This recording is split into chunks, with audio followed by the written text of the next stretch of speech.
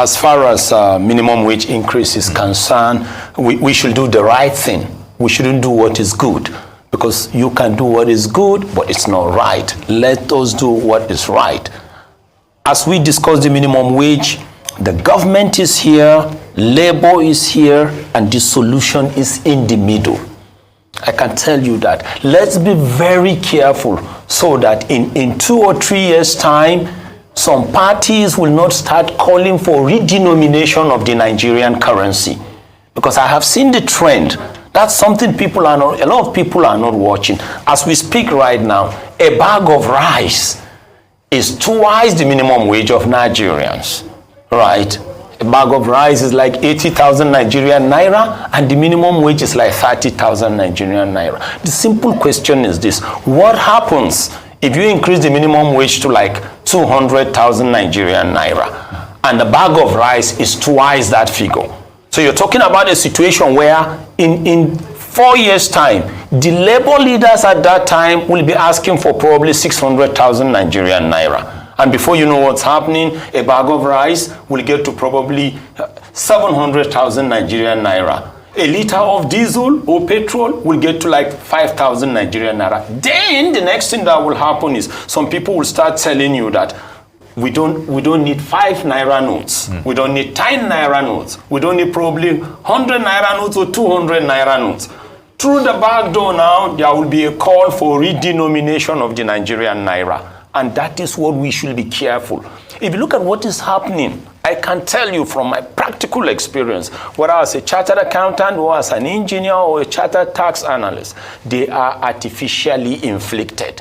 Why can't we fight the forces that made a bag of rice to jump from 8,000 Nigerian naira to now probably 60 or 70,000 Nigerian naira? Remember that we're not suffering from any natural disasters.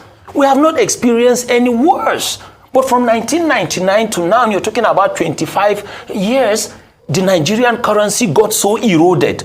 Everything about the GDP variables got rubbished. Why can't we fight that?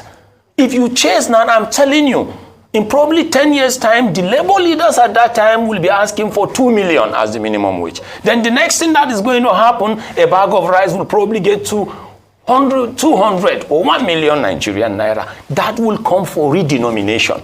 And that's why some of us have been monitoring. We may be right, we may be wrong, but it's marching out. I'm telling you, it's marching out. At this level, as a Nigerian, I need to speak out. We said we have to be very careful. We shouldn't deregulate the economy in some areas. We decided, this is my thinking, deregulate everything. Subject Nigerians to torture. You deregulate it. The next thing is devaluate the currency. You weaken Nigerians, whether you're talking about individual or corporate bodies. You weaken Nigeria. The next thing will be redenominate the Nigerian currency. And what will happen, technically, what that simply means is that the 1,000 naira that you see today, or the $1 that you see today, will be worth probably 20 or 30,000 Nigerian naira. And the next thing is open the borders.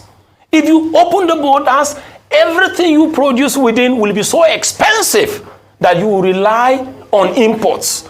And there is every likelihood some people will come as if they are expert and tell you that pull out of OPEC. Because we saw the arguments. If you look at the chronology, before the removal of the subsidy, we got some hints.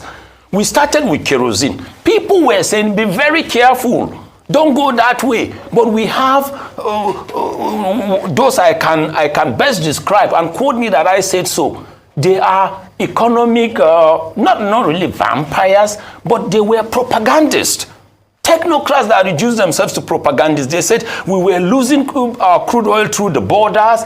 They came up with all kinds of reasons. They said we were going to have refinery parks. We were going to have investors coming in. Where are the investors? So Nigeria is gradually getting rubbished, and we must never allow that. It's better we say it now, so that when the things starts falling in, people will remember that some of us discuss with energy journalists like you or economy watchers like you. We must never allow it.